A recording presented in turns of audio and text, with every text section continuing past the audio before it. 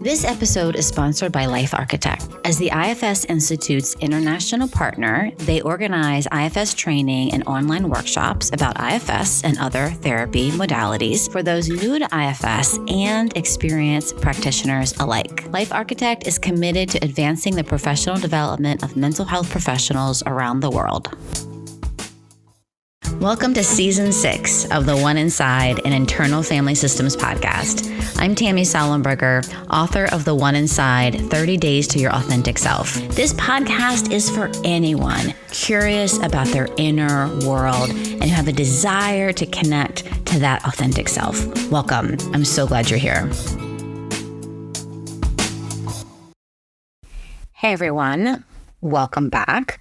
We cannot talk enough about IFS's take on addiction, and Mary Kruger is the one to talk about. So I'm super excited to release this conversation that Mary and I had in 2021. Mary's teaching a workshop with Life Architect focused on groups, and her and I talked beforehand, and she talks about her years of working with families with eating disorders and substance abuse, and her years of working in addiction has informed what she's going to talk about in this new Life Architect group workshop. Just a couple of highlights that I want to talk about in this episode. One of the things that she talks about is the importance of group work in addiction towards the end of the episode. And what she says is that group work can enhance the healing by reducing shame in those struggling with addiction. And any of us with lots of firefighter behavior, we can think about our own parts and how we often have lots of shame parts around that. So group work can help heal by reducing shame and help the participants stay connected to other people, something that shame and addiction keeps us away from. So I loved what she said there. And then here's the other thing she says about addiction. If we stop demonizing our addictive behaviors and instead ask, what are they trying to teach us? When we befriend the parts of us that struggle, we unlock the door to true healing and joy. So I love starting with just asking where you are in the world and what would you see if you looked out your nearest window? Well, where I am in the world is an interesting question. It could be answered in a lot of ways, but actual location, I'm in Connecticut. I'm right outside of New Haven. As I look out my window, I'm so fortunate and blessed because every morning I see these amazing trees and it's spring, so they're just leafing now. So I get to really see the seasons change, and it's just so lovely. And there's animals and birds, and it's just a really nice way to start my day. I look out my window and see that every day. Yeah. I love that.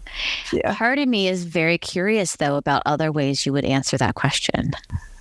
Where I am in the world is I feel like I'm a citizen of the world, and I could be anywhere. Yeah, I feel this connection to a lot of different cultures and people. Yeah, even those that I don't know. But it's more of a energetic feeling. Yeah, but it warms my heart to believe that we're all interconnected, even though we don't know each other. Well, and with self-energy, right? If we all have self-energy, then we are connected, right? We're connected by that, and maybe even in other ways too. Yes, and that's what I feel. I feel that connection. Yeah. I love that. That's a beautiful answer. So I would love to hear about how you started in IFS and then how you started with working with addictions and how much you want to share of that story. I think I would love to hear that. Well, I'll just name the IFS first. I mean, thank you, Ralph Cohen. He's at CCSU. He's a friend and colleague of mine, and I had for years been supervising students for him, and he introduced me to the Meta Frameworks book they were using, and then said to me one day, would you like to come and take a class with Dick Schwartz? I said, sure. And that was when I took that first class, it was 1999. So yeah. And was that before Dick moved here, or was that right after he moved here? Oh, he was in Chicago. Okay. Yeah, it was at that time there was only training in Chicago and Connecticut, and I think a little bit in Germany. Yeah. Yeah, well, I've heard that Ralph Cohen is so instrumental in getting IFS in the Northeast, and yeah, so that's exciting. Do you still work at the college? No, I didn't work at the college. I had been running a private practice I had a private practice for 25 years, and I would take students in as interns. Oh, okay. Gotcha. Yeah. So I'm a supervisor, AMFT supervisor. So I would work on their internship with them. Yeah. Okay. Marriage and family therapy. Okay. All right. Yeah. And so you were friends with Ralph, and then you came to a workshop with Dick, and what happened? I walked into the room, and I looked around because I was just there, barely in time. And I looked over and I said, "Oh no, I've signed up for this course, and that's Dick Schwartz. Oh, it looks like it's going to be a really boring time for six weekends." And then I remember Mike Elkin waved me over to come sit next to him. I didn't know him yet. And that was my introduction. But as I began to listen to Dick, I could see just how the work that he was doing really fits in with what I was doing and more. Yeah. Mm-hmm. Yeah. Because I'm a systemic thinker, and I just love that way of looking at things. Yeah. I love that he brought it in here. Yeah. And Mary is just put her hands on her heart when she said in here. Yeah. So he put it in here where other systems, so sort of we put it inside. He put it inside where other systems weren't doing that. Right. We were looking at family systems and cultural systems and, institutional systems and legacy, ethnicity stuff, but we weren't looking so much at what was happening in the inner world. And Dick did bring that to marriage and family therapy. And it was just, for me, a really fabulous thing, because a lot of my clients were kind of stuck about how much further they could go. Yeah. And some of our IFS things that we do, like unburdening and befriending parts and things like that, are, a complete paradigm shift, and really resonated with me. Yeah. And then tell me about your addiction, your passion about addiction, and how that fits in. Well, I always say I was born to it. Yeah, you see. Yeah. And some people who know me know this story, but when I was a little girl, I was helping my mom clean the fridge out. That's what we had to do then.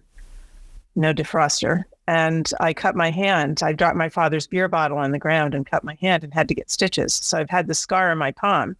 And now I felt like it foretold my future, right? So I was exposed to it, growing up. My father, my father's father, my stepfather. And so I used to feel badly about it, but then I realized it opened horizons for me. And then, of course, along with that eating disorder piece was my own eating disorder that developed out of trauma I experienced from my stepfather, who was quite violent and crazy. And so I got into some 12-step rooms, in my 20s, and that opened the door for me. I went from feeling like I was a flawed human being to realizing that this picture was much greater. And so when I became a therapist, I just always wanted to have that part of my work. I guess I'm curious about your integration of that with IFS. And my impression, I don't know if this is right or not, but my impression is you were the one that brought in that addiction treatment to IFS. If I'm saying that correctly. Well, I'm the one that developed the level 2 program. Okay. But it would be way unfair to not say that. First of all, I was influenced highly by Mike Elkin's work. He's well known in the field for over 50 years. And C. Sykes, who was around longer than I was in the IFS community, is also integral in the addiction program that we have. But I was the one that wrote up the manuals and started doing the level 2 trainings. And now Cease and I are doing some of them, one together and splitting a few of them up. But so it's kind of a combination. Yeah. Of us. Yeah. So can we talk a little bit about shifting the traditional paradigm with IFS addictions and eating disorders? Yeah. Yes, that's a big focus of what we teach. And, traditional work was just the clinician and the client, just working on this specific symptom and basically kind of demonizing it. making it a bad thing, making it something that we have to get rid of, right? Which worked for a lot of people, but in IFS, we'd say that was more manager-driven recovery for some. And then, as the field advanced, we began to realize the influence of outer systems on folks' recovery. So that brings in what I call second-order change. The first scenario was first-order change, where we realized the influence of outer systems like family and school and legal system and culture and other folks in the treatment team and how that can impact recovery. From the IFS perspective, the paradigm shift is a number of things. We not only recognize those things, but we also recognize that there are parts in the room, that our client is entering with loads of parts, that the therapist has parts, that all these other folks and the other systems all have parts, and they're all intermingling and often polarizing with each other. So with IFS, we've learned to depolarize or decrease conflict with people's parts, right? Which is what makes people not get along, to help move the treatment along. And the biggest part of the shift is that we actually befriend the addictive parts, right? Yeah. Because they have wisdom and they have an intention. And it's through actually befriending that part, that we can begin to help the part see it's not accomplishing its attention, but in a way that part discovers it, not that we're imposing it on the part. And then begin to explore what are some options for this part, and what are the things underneath that we need to unburden to let that change hold. Yeah. So I think it's really powerful way of working and takes things much deeper, especially because ultimately we can get to unloading the shame that really feeds into most addictions and eating disorders. Really, the shame is a big deal. Yeah. I want to talk more about the shame, because I was thinking about that. The outer systems really just reinforce that shame usually. Yes. But I believe it's because we're a shame-based culture. And so shame begets shame. Yeah. Can you talk more about that? Yeah, I think, if we're all experiencing shame, we don't want to experience the shame. So we try to impose it on another person, place, or thing. And we get into dynamics that keep creating more shaming situations. Like if I keep blaming someone for why I'm living a certain way and they blame me back, all that we're doing is making each other feel bad inside and filling the shame reservoir, and so it doesn't shift. But if we can unburden ourselves of shame, we can change our interactions and to more loving interactions, right? And create healing.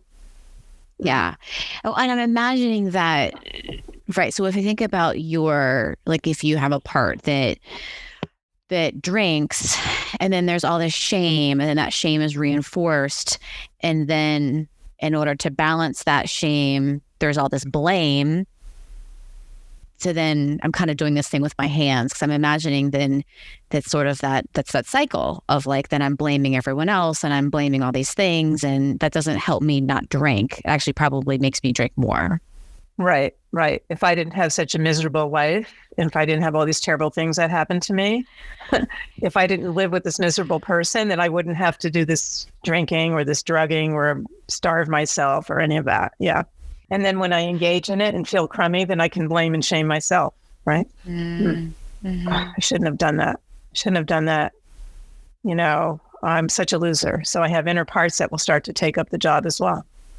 Okay. Tell me about that. I love that. Inner parts that take up the job. Yeah. I mean, we all, especially from the addictive community, experience very big inner critics for our behaviors. Yeah. And those critics continue to shame us even when others aren't. Right. So even if I'm in the most loving and compassionate relationships and have the most kind treatment team and all that, if we don't befriend and acknowledge that there's an inner shamer happening, that part's going to keep up the work, and keep the person engaging in those behaviors. Yeah. Yeah. And so do you have an idea of why that is?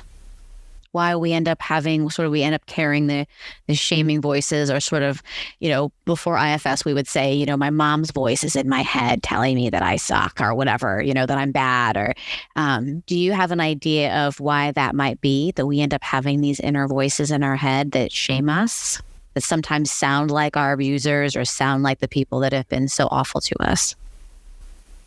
Well, I think they're often transmitted through legacy, through experience of prior generations. And so we take them on in our DNA, not in a permanent kind of way, but we take them on and they become ours.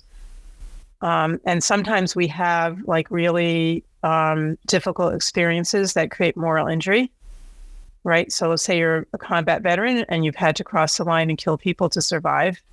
You might feel shame over that because like inherently it's not something we would naturally do. So we can develop our own shamer, even if we had the best of upbringings, or perhaps one was abused, sexually abused, and you had a fabulous upbringing, but your soccer coach sexually abused you, and maybe you had a little pleasure about that and still felt guilt, and that can become an inner shamer. So it's a combination of legacy and also personal experience, experiences in which maybe there's been some moral line crossed, moral judgment line. Not that I'm moralizing it. Yeah. Yeah. And I wonder if that's also like, if we think about shame, our culture of shame, if we didn't sort of swim in the culture of shame, then I wonder if we would treat those things differently. I believe we would. Yeah. John Bradshaw has talked about that in his book. It's a very old book, Healing the Shame That Binds You, but all the things that influence us carrying shame, our cultural messages can be really shaming. Who we are, we don't measure up to the standard of how someone should live in our culture. Either we don't carry on the traditions, we don't have the right look, we don't make enough money. All that can contribute to us feeling that we're a worthless person. Yeah, I was thinking about, or if the soccer coach abused us, or if we had to kill people in the military, then that's not the norm. And so there must be something wrong with us. And so that's then, I'm going to then have that shame and hold that, believe that, feel that. Right. Because we feel like we've crossed some sort of moral line. Mm-hmm. Yeah. So there's a message in that. When people begin to shift into befriending those addictive parts, what have you seen happen with that shift, with that paradigm shift of the way we look at addiction and the way we treat addiction? Well, one of the shifts is that my clients that I work with begin to tell me what's really going on. So they become more honest. Interesting. Okay. Tell me about that. Well, I have a client, I just remember a while back, that this person thanked me. It was obvious that her eating disorder was talking for a while and in a very blended way in her system. And she thanked me for allowing it a voice. And it made her feel better that she could share what was actually going on in detail, So in some paradigms, people are not allowed to share all that. So what happens is the parts hide. They hide and they become stronger, right? So what I've seen is sort of a relaxing in the system and more honest sharing with my clients, And also, then I can actually find out what's really happening underneath. What are those exiles that are being covered up? Because that part's going to let me know that, Yeah. I love that. Well, think about how much time it would, we would spend on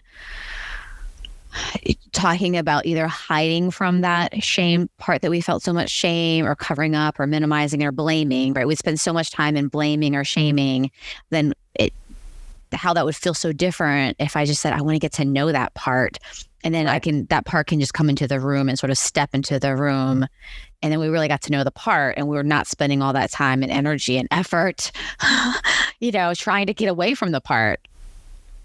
Exactly. It's a lot of work. You can physically feel it in your body too. Yes. People report that when you ask them, what's that like, pushing it away? How long have you been trying to push it away? And forever I've been trying all these things and nothing works. Yeah. Well, my managers work really hard to try to push it away, right? With whatever that is. Right. but those other parts haven't signed on for for being pushed away. They're getting resentful and they're just showing their strength more. Yeah. Yeah. And so do you think that sometimes is what happens in like traditional 12-step programs, or even like Weight Watchers or Jenny Craig or any of those sort of I don't know, but like it's sort of, do you think that sometimes what happens in those programs?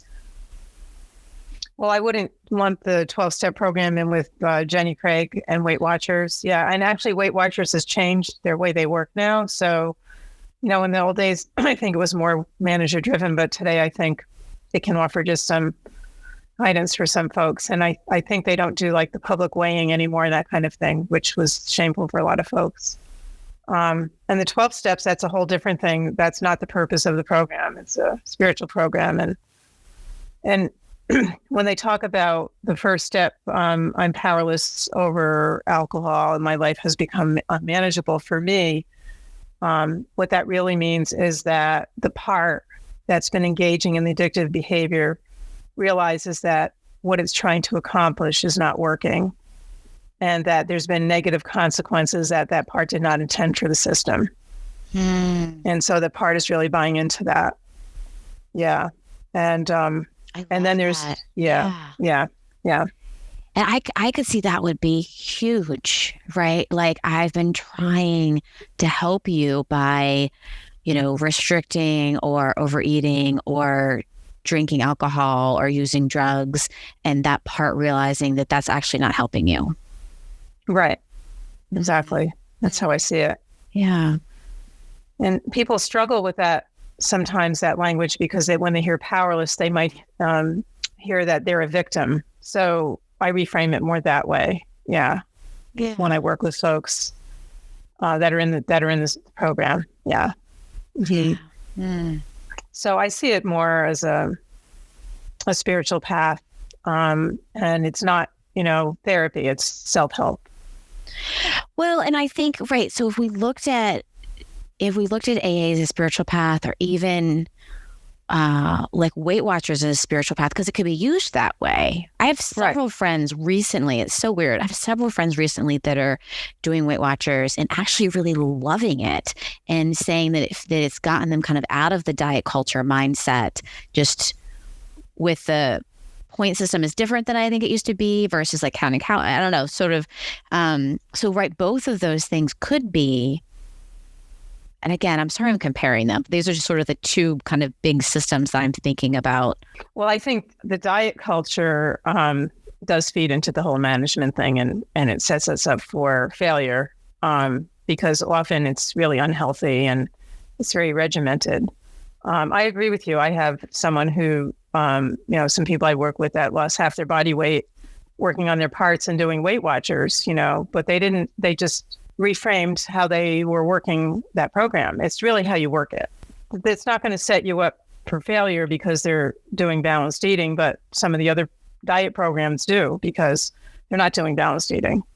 Yeah. Right. And it's not sustainable. Like, I don't know anything about Jenny Craig, but I will imagine that's not super sustainable, but I'm sure people love it. So no offense to anyone who's done well with Jenny Craig. I don't want to offend anybody on any plan they're doing. I know, right? If it's working for you. Like, that's the other thing about IFS and how I like to work with people is we just work person to person, Yeah.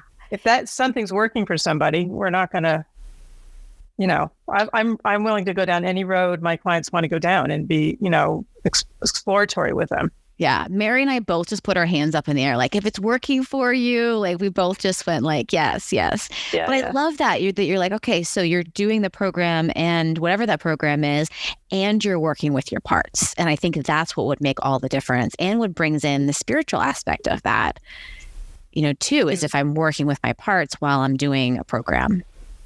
Right, exactly. Because people, especially people that have experienced trauma, have lost touch with the spiritual parts of them, and have become really hopeless and discouraged often.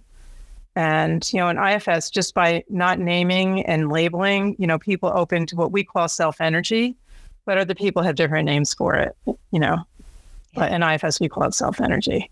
Yeah. Which is why I like the idea of, in the 12 steps, of a higher power as you understand it. Because for some people that are atheists or agnostics, I can just look out my window and that nature right there can be my my self-energy, my higher power. Yeah.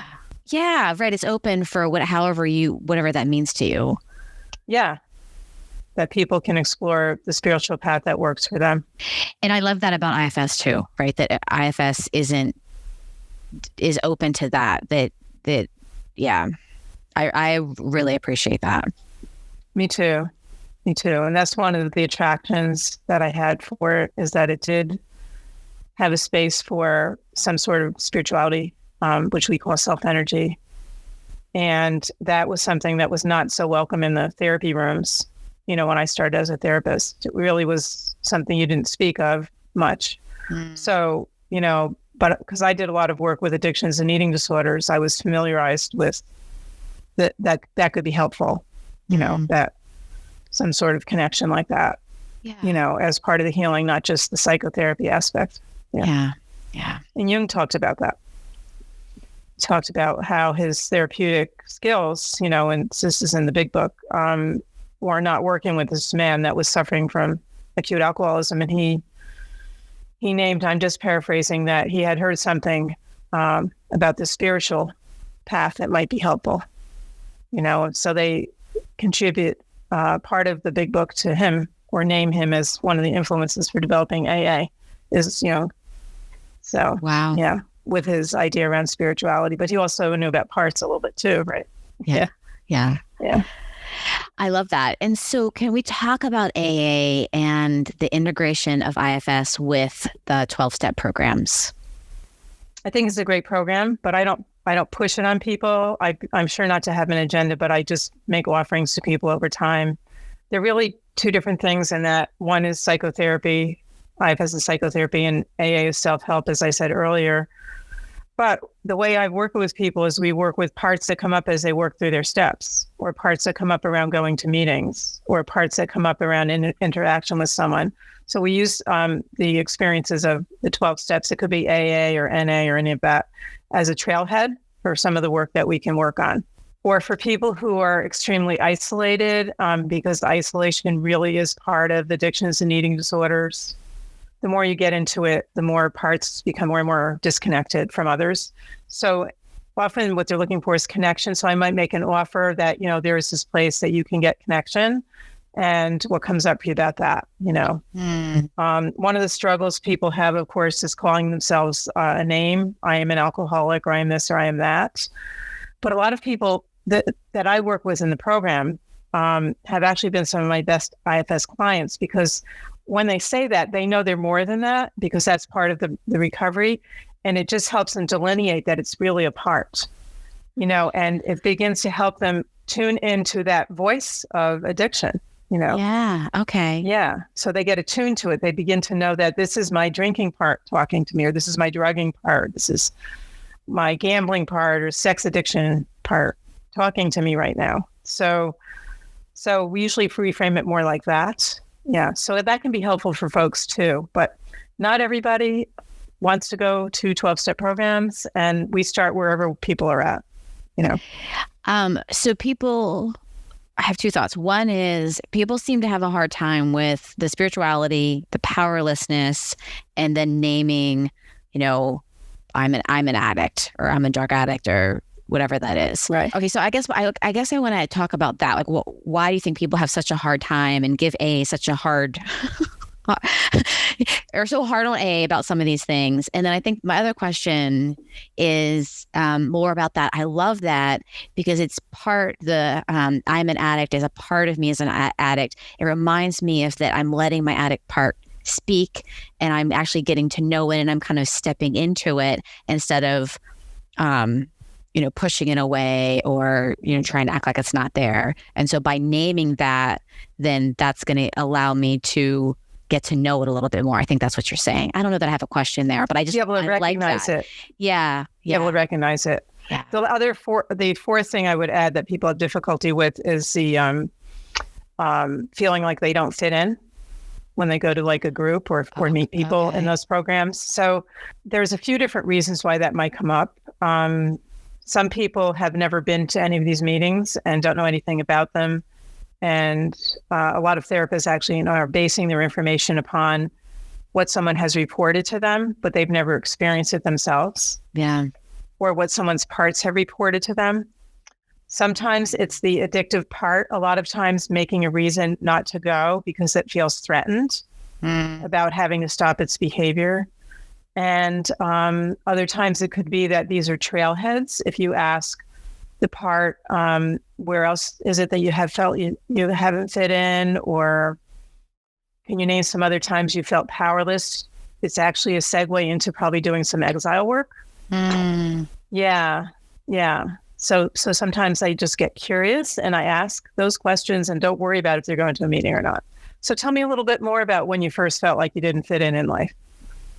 Yeah. So maybe we'll work with that a little bit and see what that's like. And so is there anything else you want to say? Because I would love to hear more about how you integrate that. So one of the things that you integrate is that I'm an addict and that's a part, so that I know that a part of me is an addict. Is there anything else about the integration that you want to say, or how you integrate AA into IFS? Well, I've reframed how we look at the disease, the concept of disease. And actually, I'm not going to just name how I reframed it, but there's a few ways that a few IFS therapists look at it. And so one of the things that people have difficulty with is that, a disease, I must be a defective and all that. So the idea of these things being a disease came out of the idea of moving away from moral judgment. So we used to judge people with addictions as having moral failures. So the original intention was to do that, but that led to a lot of research and reframing of it to the point where people felt that now they were genetic defective, right? Disease. Yeah. So I became curious about what does disease really mean? And it means a state of imbalance or disharmony. And in IFS, we want to restore harmony, right? Mm-hmm. So that's part of my integration is, well, really, you're not a defective, and I've had many clients come in saying that it was just me. I'm the bad one in the family. I'm a genetic mutant or something like that. Mm-hmm. I'm like, no, let's just explore that a little more. And so as we explore it, we become more curious about how that really fits in their system, right? Yeah. Like what's happening with them inside. Yeah. Yeah. I mean, it fits with the story probably they've been told, or the way they've been feeling is that they're the bad one. Yeah. And when I say to them that, it really just means disharmony. Does it feel like your system is feeling a little out of balance? Yeah. And that actually makes so much sense too, that it was meant to take away the shame. Right. Because our cultural belief system about addictions and eating disorders hasn't changed. Yeah. So we just impose the burdens that we carry around that sort of thing, just impose it on the next language that comes, Yeah. And now we've changed in the DSM, the phraseology is substance use disorder, which a lot of people are pushing back on, but that's going to end up having a negative connotation too, unless we reframe or change our inner belief system around addictions and eating disorders. It doesn't matter what we call it. Unless our parts let go of the burdens we carry around all that. And I was just thinking about how much of that is back to that idea of shaming. Like I feel shame, and so then I'm going to shame others. Like, well, I don't have those issues, you do. So, and now I'm doing a push away with my hand, like sort of that's just more shaming on the other person. Yeah, we see it in families. Like in families where there's addiction, they say that, I'm just going to use alcoholism, but it could be drugs, that or eating disorder or porn addiction, but that we impact 5 people, right? So based on that, there should be 5 times more people showing up in the therapy room or the 12-step rooms around that. But people feel, and I felt this too when I first went to Al-Anon and ACOA meetings, that I felt that, I'm really kind of angry that I have to be here for those people over there that did all those terrible things to me, Yes. And, if it wasn't for them, it's not fair. I'm so angry at them. And so then I finally realized that it was like a gift, that I began to do an exploration of myself that I never would have done if not exposed to this. And So it can become a wonderful journey, but a lot of people just don't want to go there. They do push it away. Their parts push it away because they feel ashamed that they were connected to that in any kind of way. Yeah, that it's they feel that it's a reflection on them, you know. Right. Yeah. That's beautiful. And I'm imagining the listeners right now, like how many listeners are really struggling with what you just said, that idea that it's a gift, like this awful trauma, or even my own addiction, which my guess is there's trauma there. So whatever awful stuff is happening or has happened, that it's actually a gift and invites me to explore. So tell me about that, because I'm just guessing that people might be like, really? They might have a hard time with that. Well, it requires, what we call an IFS a U-turn,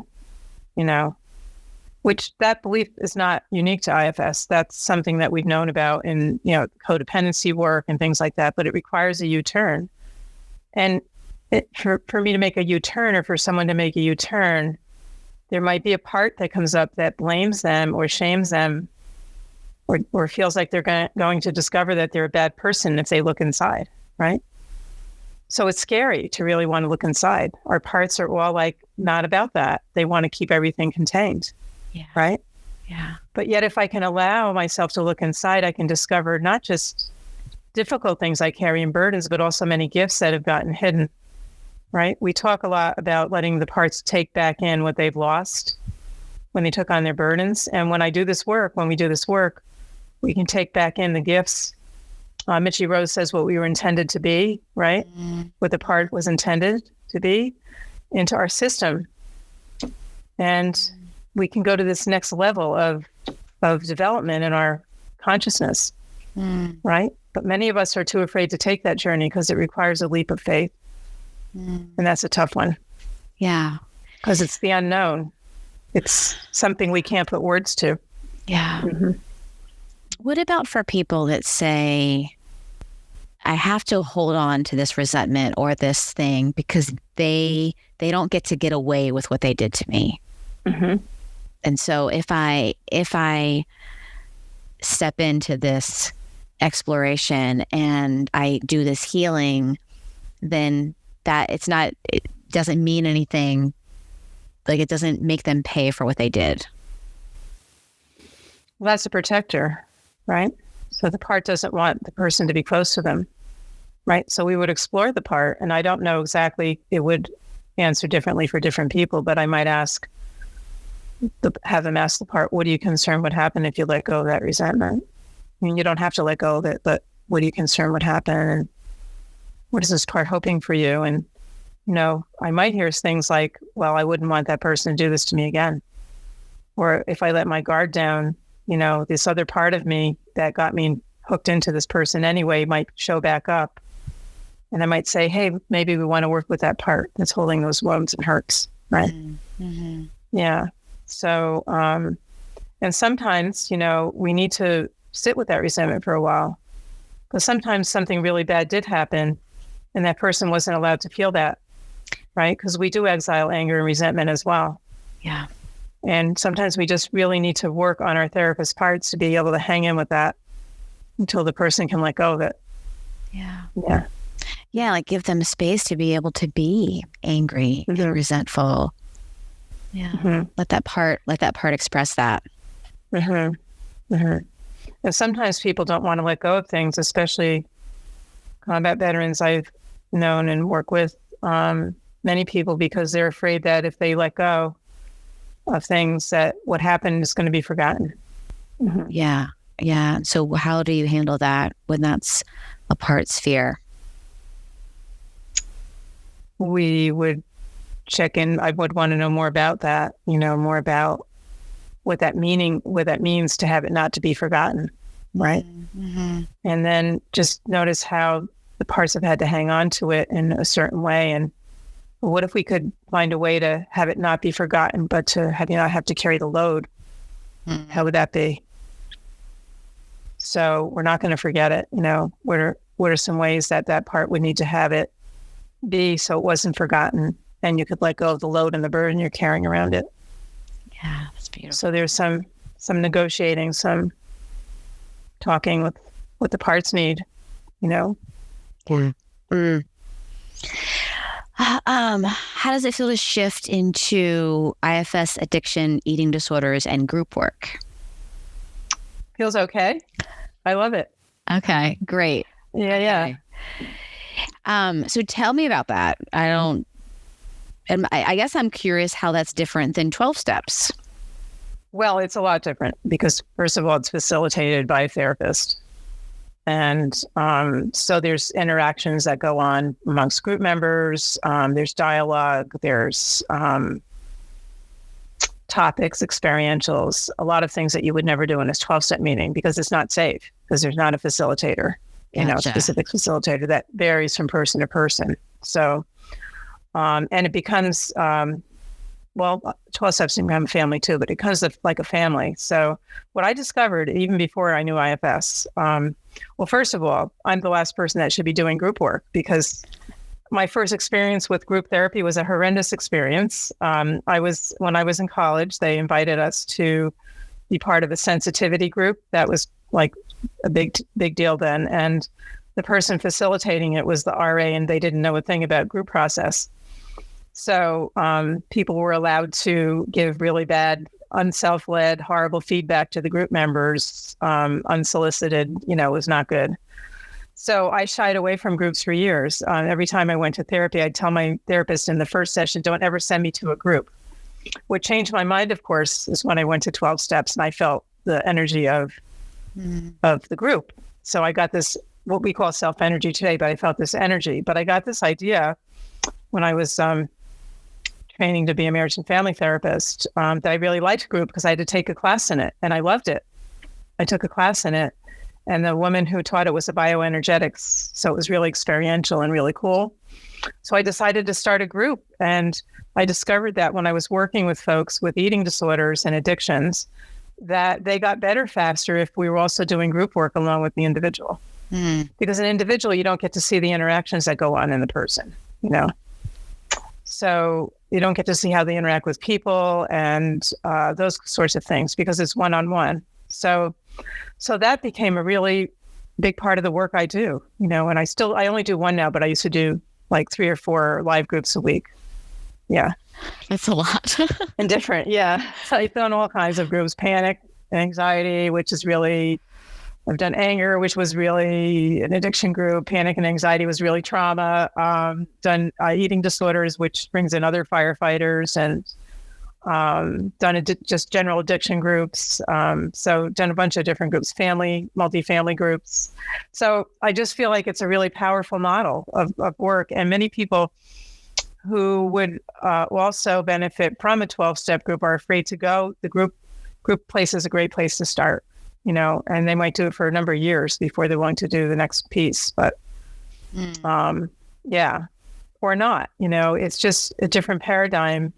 And it's much more powerful. We can do a lot more experiential things, and there's interactive stuff we can do that it's hard to do in individual. So I just love it. I guess it's interesting that we're kind of ending with this because I was thinking it brings us back around to feeling connected, and it brings us back around to not feeling shame and speaking for our addictive parts or our addicted parts because we're in a group. And so if I'm in a group, then I'm connecting and I'm working to connect, and I'm not feeling as much shame as I talk about the parts of me that, struggle with eating, my firefighters that eat all the cookies. And then this person's also talking about that. Then that helps my parts feel connected, and it helps my parts not feel shame. And it helps me speak for those parts in a clearer, more precise, I'm using my hands again, precise way. And I could see all of the things that we've been talking about today really happening in a group like that. That's right. You just tapped into something that's very important, is the whole idea of reducing shame. And when you look around a room and you see that there's other people that look just like the teacher down the street or the police officer down the road or your friend next door, and they have the same thing going on as you, and you thought you were different and you were the only one, it's a huge shift, a huge inner shift, even before you start doing any of the other work. that moment of connection and that moment that some of that shame is let go of, because you realize you're not so bad. You're not so different from other humans. It's beautiful. Yeah. Yeah. And I think that brings in the spiritual part too, right? Like, I'm not so different as other humans, and there's a spiritual connection, right? Like that, something that ties us all together. That's right. So what else do you want to say before I ask you the last question? What do you feel like you want the listeners to know? I feel that we're just all human beings trying to struggle through this life and deal with the ups and downs. And that, through my work with IFS, I've developed way more compassion for people. And I do believe that compassion, not just connection, but compassion, is really what's going to heal our planet. And I delight in hearing everyone's story, even if it's a way different story than mine. Right? So from the perspective of the IFS therapist, I guess the two most powerful healing agents are our curiosity and our compassion. Curiosity, not in an intellectual way, but in a non-judging way. So even as a non-therapist, if we were to be this way in the world more, there'd be a lot less conflict. Yeah. And even as people are listening and they're, someone who's a non-therapist or a therapist, and we're thinking of their own addictive parts or addicted parts, imagine giving more curiosity to those parts of you that are struggling with addiction, and then giving some compassion to those parts that are just eating all the cookies and drinking all the drinks and soaking all the stuff and watching all the porn. Imagine being curious and compassionate towards those parts. It's hard to believe that we could be, but we can. It doesn't mean we're going to stay doing it forever. It's just acknowledging that, we try to get through life the best we can sometimes. And sometimes that's all there is, are these addictive behaviors, until we discover what else is out there, Yeah. And what else is in here. Yes, exactly. That we have those other resources, right? That part thinks, one thing that I've been hearing when I go to reach for those cookies, my firefighter says, but what else can I do? This is all I can do. And I've been hearing that a lot lately. Like, this is all I can do. And so, that part doesn't know that I have other resources. And so, Right. And where did the part come to believe it was all that it could do? Yeah. Maybe there was a time that there was all that part could do. When I'm 5, maybe all there was the cookie jar. Yeah. But when I'm an adult, does that part know that there's options for me now? Yeah. Does that part see you? Yeah. Thank you. Thank you.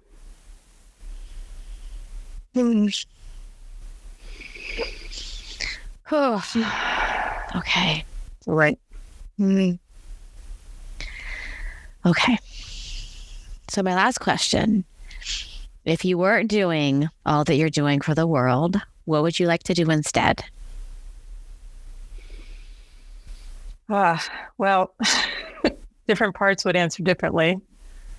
One part of me would like to hang out in my garden and do more of my gardening and things like that, and cook really nice dinners, which I still like to do, but I'd like to do more of. And another part would be out connecting with all my family and friends. And another part would be out traveling the world more, once, of course, COVID was done. But yeah, I'd like to explore the world more. Yeah. Well, Mary, thank you so much. This was wonderful, and just so good to meet you and be with you. Yeah. And talk to you like face to face like this.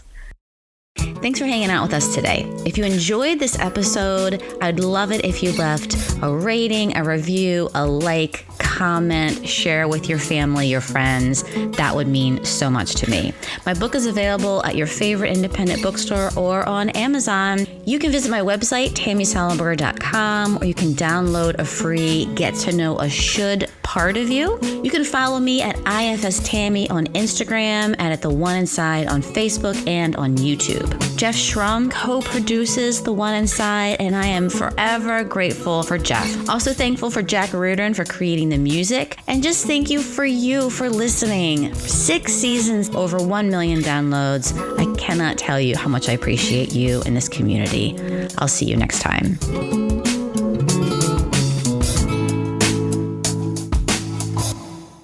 Ready to elevate your meditation practice? Join my friend and colleague Locke Kelly for a free workshop on September 24th. Author of The Way of Effortless Mindfulness, Locke brings a unique blend of mindfulness, non-dual traditions, and internal family systems to help you break through roadblocks in your meditation journey. In this 90-minute session, you'll discover the 3 common obstacles to awakening and how to overcome them with compassion and flow. Perfect for meditators and helping professionals alike. Don't miss this chance for expert support and deeper clarity. Use the link in the show notes to secure your spot today.